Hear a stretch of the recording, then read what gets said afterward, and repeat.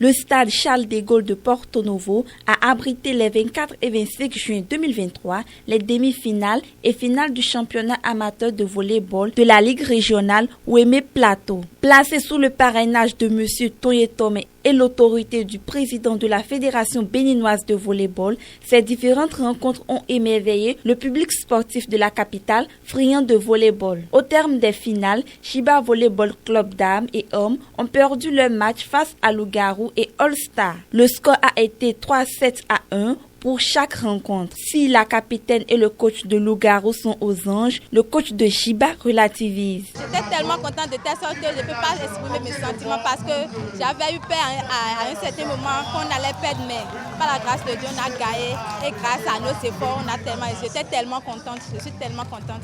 Vraiment, tout simplement, je dirais que je suis content. Ça n'a pas été facile de former des jeunes et de les amener chaque fois dans une compétition où elles ont l'habitude de perdre et enfin elles gagnent pour la première fois, être champion, c'est pas facile. Surtout coacher les filles, c'est pas facile. Franchement, ça n'a pas été à notre avantage, certes, mais on a appris beaucoup plus de jeu. C'est-à-dire quoi? C'est une équipe qui est un peu venue de très loin. L'équipe a été mise en place cette année et il fallait remettre une certaine coordination en place. Maintenant, la coordination n'a pas marché à tout moment. Il y a des faiblesses sur une certaine ligne. C'est le jeu, on ne peut pas. L'adversaire était présent, plus présent que nous. Sinon, au niveau des scores, ce n'est pas qu'on déméritait.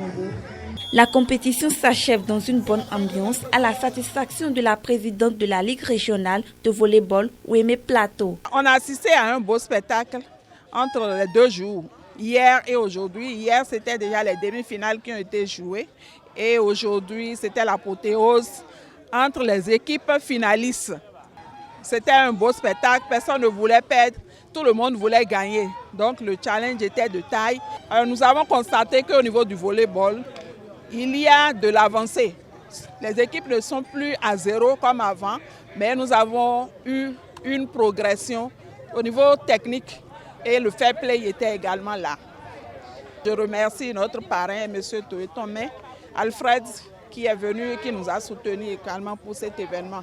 La fédération n'est pas restée en marge de cette finale-là et le président de la fédération qui était présent.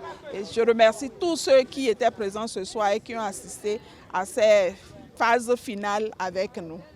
Elle n'a pas manqué de dire un mot sur la suite des événements. La suite, c'est la phase nationale. La fédération va convoquer les équipes qui ont gagné au niveau départemental pour que la phase nationale puisse se dérouler à Parakou. Et après ça, il y a 2 niveaux actuellement.